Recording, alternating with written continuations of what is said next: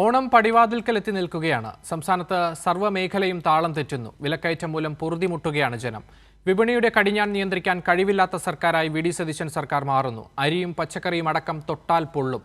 പതിവ് നിസ്സംഗതയ്ക്കപ്പുറം സർക്കാരിന് പ്രത്യേകിച്ചൊന്നും ചെയ്യാനുണ്ടാകുകയില്ല എന്ന് ഏറെക്കുറെ ഉറപ്പാണ്.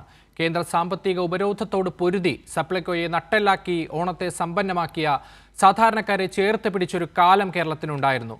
ഭരണം മാറിയതോടെ സ്കൂളിലെ ഉച്ചക്കഞ്ഞിയിൽ പോലും മണ്ണ് വീഴുമോ എന്നാണ് ആശങ്ക. വിപണിയിലും തോറ്റിരിക്കുകയാണ് വി ഡി വിസ്മയം. ഈവനിംഗ് ഡിബേറ്റ് ആരംഭിക്കുമ്പോൾ സംസ്ഥാനത്ത് അതിരൂക്ഷമായിക്കൊണ്ടിരിക്കുന്ന വിലക്കയറ്റത്തിലേക്കാണ് പോകുന്നത്. നമ്മളോടൊപ്പം ഇതിൻ്റെ വിശദാംശങ്ങളും വിശകലനങ്ങളുമായി ന്യൂസ് ഡെസ്കിൽ നിന്ന് സിജു സുഗതൻ ചേരുന്നുണ്ട്. സിജു, ഓണക്കാലം അടുത്തിരിക്കുകയാണ്. വിപണി ഇടപെടലിൽ സംസ്ഥാന സർക്കാർ പാളുകയാണ്, കൃത്യമായി ഇടപെടൽ നടത്തുന്നില്ല. വറുതിയുടെ ഒരു ഓണക്കാലമാണോ നമ്മളെ കാത്തിരിക്കുന്നത്? അക്ഷയ് തുടക്കത്തിൽ സൂചിപ്പിച്ചതുപോലെ തന്നെ മുൻകാല സർക്കാരുകളെ വിലയിരുത്തിക്കൊണ്ട് വേണം ഇപ്പോഴത്തെ വിലക്കയറ്റത്തെക്കുറിച്ച് പറയാൻ. കഴിഞ്ഞ 10 വർഷക്കാലം സംസ്ഥാനം ഭരിച്ച LDF സർക്കാർ എങ്ങനെയാണ് പൊതുവിപണിയിൽ ഇടപെട്ടത്, വിലക്കയറ്റം പിടിച്ചു നിർത്തിയത് എങ്ങനെ എന്ന് കൂടി പരിശോധിച്ചുകൊണ്ട് മാത്രമേ ഈ സർക്കാരിൻ്റെ പരാജയത്തെക്കുറിച്ച് നമുക്ക് പറയാൻ കഴിയുകയുള്ളൂ. കഴിഞ്ഞ കാലഘട്ടങ്ങൾ, അതായത് 1-2 പിണറായി സർക്കാരുകളുടെ കാലഘട്ടത്തിൽ പൊതുവിപണിയേക്കാൾ 35% വില കുറവിലാണ് പൊതുവിപണിയിൽ അവശ്യ സാധനങ്ങൾ ലഭിച്ചിരുന്നത്. അരി മുതൽ വെളിച്ചെണ്ണയും ഉപ്പും അങ്ങനെ അടക്കമുള്ള കാര്യങ്ങൾ.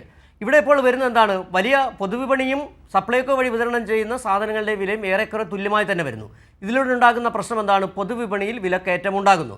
എന്തുകൊണ്ടാണ് സർക്കാർ ഈ മേഖലയിൽ ഫലപ്രദമായി ഇടണമെന്ന് 2 ലക്ഷ്യങ്ങളാണുള്ളത്. അതിലൊന്ന്, ഈ സപ്ലൈകോ വഴിയുള്ള സർക്കാർ സംവിധാനങ്ങളുടെ വില കുറച്ച് അവശ്യ സാധനങ്ങൾ ജനങ്ങളിലേക്ക് എത്തിക്കുക. അതോടൊപ്പം തന്നെ സപ്ലൈകോ വഴി വില കുറഞ്ഞ സാധനങ്ങൾ ലഭിക്കുമ്പോൾ പൊതുവിപണിയിലും അതിന് ആനുപാതികമായി വില കുറയ്ക്കുക. ഈ 2 ലക്ഷ്യങ്ങളോടുകൂടിയാണ് സർക്കാരുകൾ പ്രവർത്തിക്കാറുള്ളത്. ഇവിടെ ആസൂത്രണമില്ലായ്മ അല്ലെങ്കിൽ സ്വകാര്യ മേഖലയെ പ്രോത്സാഹിപ്പിക്കുക എന്നുള്ളത് നമുക്കറിയാം. വി ഡി സതീശൻ തുടക്കത്തിലേ പറഞ്ഞുകൊണ്ട് സ്വകാര്യ നിക്ഷേപമാണ് തൻ്റെ ലക്ഷ്യമെന്ന് പറഞ്ഞുകൊണ്ട് വി ഡി സതീശൻ സർക്കാരിനെ നമുക്കറിയാം. അദ്ദേഹത്തിൻ്റെ നിലപാടിനെ കുറിച്ച് അറിയുകയും ചെയ്യാം. ഇവിടെ വിതരണ സമ്പ്രദായം പരാജയപ്പെടുമ്പോൾ അതിൻ്റെ ഒരു ഉദ്ദേശം, അതിൻ്റെ കൃത്യമായ ലാഭം കിട്ടുന്നത് സ്വകാര്യ സംരംഭകർക്കാണ്, സ്വകാര്യ വ്യവസായികൾക്കാണ്. നമുക്കറിയാം കേരളത്തിലടക്കം അരി മറ്റ് സാധനങ്ങൾ കൊണ്ടുവരുന്ന ആന്ധ്രയിൽ നിന്ന് അടക്കമാണ് മറ്റ് സംസ്ഥാനങ്ങളാണ് കൂടുതലും കേരളം ആശ്രയിക്കുന്നത്. ഒരു ഉപഭോക്തൃ സംസ്ഥാനമാണല്ലോ കേരളം. സ്വാഭാവികമായും ഇത്തരത്തിൽ സിവിൽ സപ്ലൈസ് വഴിയോ അല്ലെങ്കിൽ മറ്റ് കൺസ്യൂമർ ഫെഡ് വഴിയോ വില കുറഞ്ഞ സാധനങ്ങൾ ലഭിക്കാതിരിക്കുമ്പോൾ ആളുകൾ പൊതുവിപണിയിലേക്ക് പോകും. പൊതുവിപണിയിലേക്ക് പോകുമ്പോൾ അവിടെ നിന്ന് സാധനങ്ങൾ അവർ പറയുന്ന രീതിയിലേക്ക് വില കൊടുത്ത് വാങ്ങേണ്ടി വരും. ഇപ്പോൾ നമുക്കറിയാം, ഏറ്റവും ഒടുവിലത്തെ ഉദാഹരണം പരിശോധിച്ച് കഴിഞ്ഞാൽ ഒരാഴ്ച മുമ്പ്, അതായത് പൊതുവിപണിയിലെ മട്ട അരിയുടെ വില 52 ആയിരുന്നത് ഒരാഴ്ചക്കിടെ തന്നെ 60 രൂപയായി. എത്ര രൂപയുടെ വ്യത്യാസം വന്നു നോക്കൂ. ഇങ്ങനെ ഓരോ കാര്യത്തിലും, അതായത് അരി ആയാലും വെളിച്ചെണ്ണയായാലും ഒക്കെ തന്നെ വലിയ തരത്തിൽ വില വർധനവ് വന്നിട്ടുണ്ട്. ഇതിൻ്റെ ഗുണം ആർക്കാണ് ലഭിക്കുക? ആന്ധ്രയിലെ അരിയുടെ വില കൂടിയാൽ ആന്ധ്രയിലെ സ്വകാര്യ മില്ലുടമകൾക്കാണ്. ആന്ധ്ര ലോബിയാണ് കേരളത്തിൽ കൂടുതൽ അരി കൊണ്ടുവരികയും ചെയ്യുന്നത്. അതോടൊപ്പം തന്നെ മറ്റ് മുളകായാലും വെളിച്ചെണ്ണയായാലും ഇതെല്ലാം തന്നെ വില കുത്തനെ കൂടുകയാണ്. പച്ചക്കറിയുടെ വില കൂടുന്നു, മാംസ ഉൽപ്പന്നങ്ങളുടെ, ചിക്കൻ്റെ, അതോടൊപ്പം തന്നെ ബീഫിൻ്റെ അടക്കം വില കൂടുന്നൊരു സാഹചര്യം. എവിടെയാണ് സർക്കാർ ഇടപെടുന്നത് എന്നുള്ള ചോദ്യമാണ് ഇവിടെ ഉയരുന്നത്. ഇത്തരത്തിൽ വില കുതിച്ചു വരുമ്പോൾ ഒരാഴ്ചക്കിടെ തന്നെ 1 കിലോ അരിക്ക് 8 രൂപയുടെ വ്യത്യാസം ഉണ്ടാകുമ്പോൾ സർക്കാർ എവിടെ എന്നുള്ള ചോദ്യമാണ് ഇവിടെ വരുന്നത്. സർക്കാർ ഇടപെടാതിരിക്കുമ്പോൾ സ്വാഭാവികമായും പൊതുവിപണിയിൽ വില കൂടുന്നു.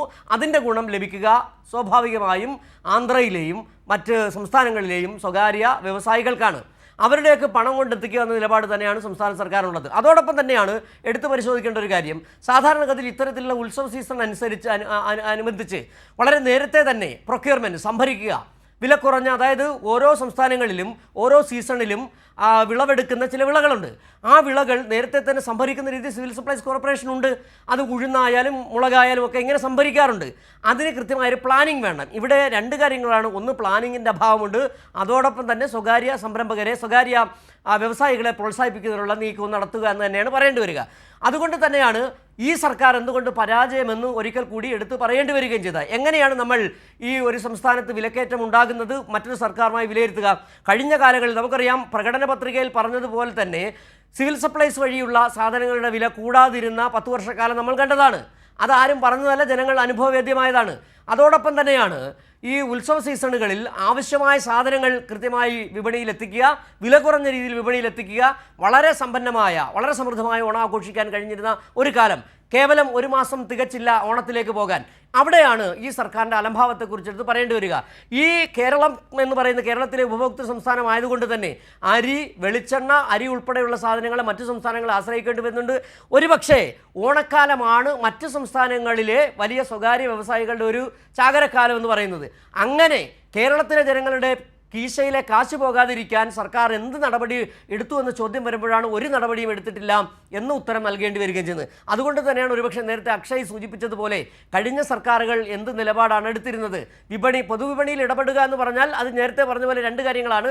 പൊതുവിപണിയിൽ വില കുറച്ച് കിട്ടുന്നു, അതോടൊപ്പം തന്നെ ജനങ്ങൾക്ക്, സാധാരണക്കാരായ ജനങ്ങൾക്ക്, പൊതുവിപണി ആശ്രയിക്കാത്ത സാധാരണക്കാരായ ജനങ്ങൾക്ക്, BPL വിഭാഗത്തിൽപ്പെട്ട ആളുകൾക്കടക്കം സിവിൽ സപ്ലൈസ് കോർപ്പറേഷനിലേക്ക് വളരെ ചുരുങ്ങിയ ചെലവിൽ ഈ ഭക്ഷ്യസാധനങ്ങൾ, അവശ്യ വസ്തുക്കൾ കിട്ടുമായിരുന്നു. ആ സാഹചര്യം പാടെ ഇല്ലാതായിരിക്കുകയാണ്. ഇപ്പോൾ തന്നെ നമുക്കറിയാം ഏതൊക്കെ ക്ഷേമ പെൻഷൻ പദ്ധതികളാണ് ഈ VD സതീശൻ സർക്കാർ ഇല്ലാതാക്കിയത്. 1000 രൂപയുടെ സുരക്ഷാ പദ്ധതി അടക്കം ഇല്ലാതാക്കിയിട്ടുണ്ട്. പ്രവാസി ക്ഷേമ പെൻഷൻ ഇല്ലാതാക്കിയിട്ടുണ്ട്. സമാനമായി തന്നെയാണ് ഈ പൊതുവിപണിയിൽ ഇടപെടാതെ വിലക്കയറ്റം പിടിച്ചു നിർത്താൻ ഒരു ശ്രമവും നടത്താതിരിക്കുന്ന ഈ VD സതീശൻ സർക്കാരിൻ്റെ നിലപാടുകളെ വിലയിരുത്തേണ്ടത്. അക്ഷയ്. ശരി.